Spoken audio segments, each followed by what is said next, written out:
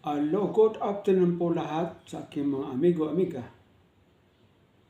Lalo-lalo na sa aking mga subscribers, mga followers ko po. Thank you sa inyo lahat sa walang awang support sa aking pobreng vlogger po, J-Vlog at J-Vlog Ate po sa YouTube channel. So, thank you again sa inyo lahat. Mag-ingat palagi. Of course, sa ating balita ngayon, dito tayo sa may chismisan po paano nangyari ang dating Retired General na pinahuli po sa airport dahil sa kasong citing obsolescence po, yung parang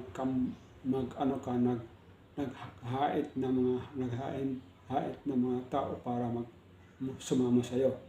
Yan po ay citing sedition po ang kaso. O pakinggan po natin si Banat by TV.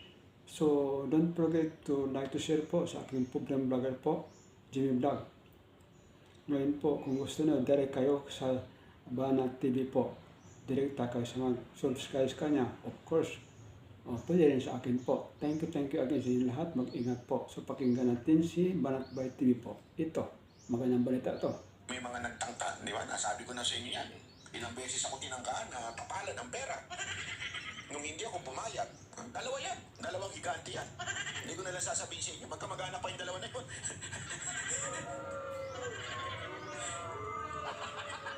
Yung dalawang magkamag-anak na yun, no?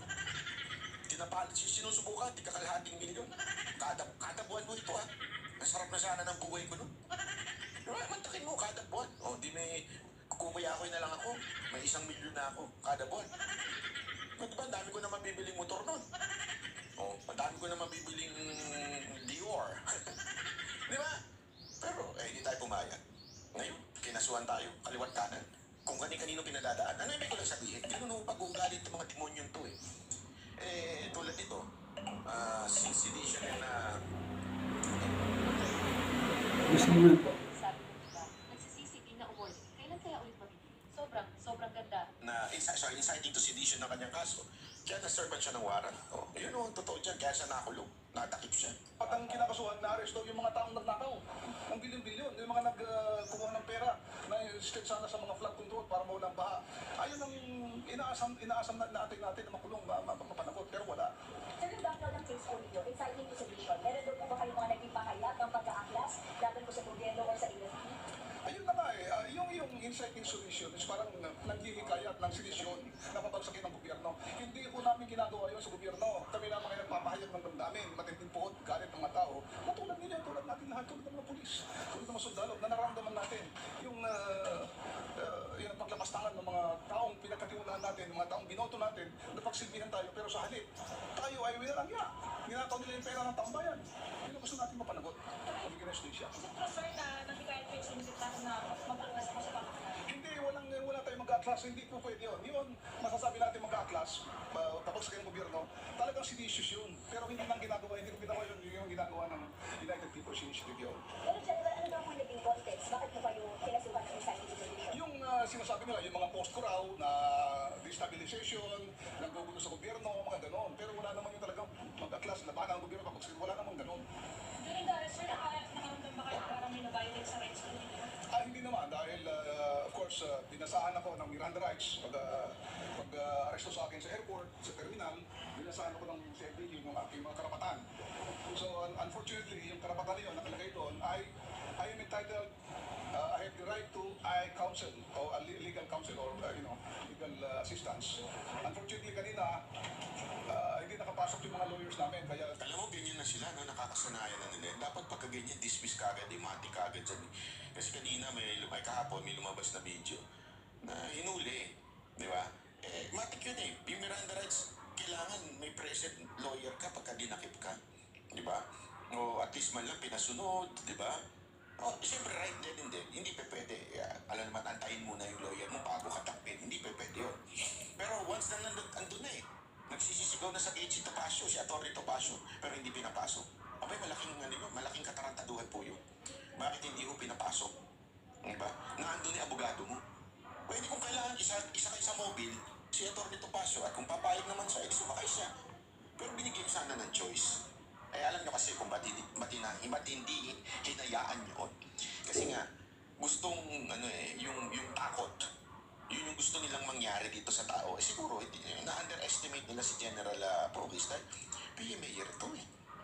Hindi naman ito ordinary, sorry hindi naman po sa nalalay tayo ng kapwa ng mga other uniform personnel. Hindi ko ito ordinaryong nag-aral lang ng criminology, hindi ko ito ganun. Ito po ay PMA year. Nag-training po ito ng malupit. At sanay ko yan sa pang-uusin. Matakin mo. Pero bakit ganun? Kasi nga gusto nila magkaroon ng takot. Not only to him, but to the entire group and to the people who's talking against the government. Including the vloggers. Di ba? Ay kasi yan yung kanilang sige lang, kasuhan nyo ng kasuhan para maubos ang pera, matakot, lahat.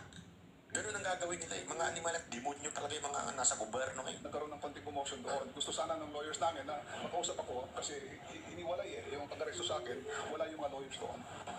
Yun lang naman ang nag-issue doon. This is Midnight Perfume, the ultimate Yes, indoor winter bloomer. Thrives in sun, shade, or even chilly corner. Yun ang nangyari ho dyan. At naku. Alam mo ito gusto ko lang itong importante kasi itong maintindihan natin itong revelasyon ni Governor Chavit, di ba? Na yung favorite contractor ni Marcos, lumobo ang proyekto. Ito yung hindi ko mag-gets eh. Tama si retired General Pogues. Ito yung mga matitindi yung ginawa. Bakit hindi ito yung kasuhan? Hindi ito yung ipakulong. Pero ang ipapakulong mo yung bumabatikos. Napakamalaking katarantaduhan nun, mga kababayan. Tingnan ninyo kung gaano katindi nito. Malaging daw ang ugnayan ni na BBPM at ang kanyang umanong paboritong contractor sa Ilocos Norte. Mula nang maupo ang Pangulo, lumobo raw ang mga kontratang nasusungkit ng kumpanya mula sa gobyerno. Ang detalye sa exclusive agenda report ni Joash Malimban. Tila mayroon daw favorite contractor si Pangulong Bongbong Marcos sa Ilocos Norte. Yan ang inilaad ni former Ilocos Sur Governor Chavit Singson sa isang press conference ngayong araw. Ang contractor daw na ito, walang iba kundi ang Metropolitan Builders and Construction Supply. Bawal yan, pero paborito ng kontraktor. Karamihan bilyon ang binigay sa kanya. Noong concern pa lang itong si Arcid, kontraktor na. Paborito na ni Bongbong Marcos sa kontraktor ito. So, wala na silang hiya. Konsyal pa lang. Favorite contractor na ito ni Marcos.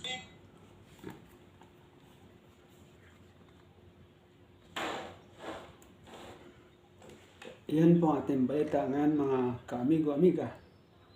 Thank you sa inyo lahat. Mag-ingat po palagi. God bless everyone. Of course, don't forget to like, share po. Sa aking program bagay po. At least meron kayong natutunan o nakuha ang balita regarding dito. Mag-comment po kayo sa haba para at least masagot ko, pag-usapan natin. Again, thank you sa inyo lahat. Mag-ingat. Take care everyone. Of course, pwede kayo mag-direct subscribe po kay Banat Bay TV. Of course sa akin kung gusto niyo. Thank you po. Bye-bye. God bless everyone.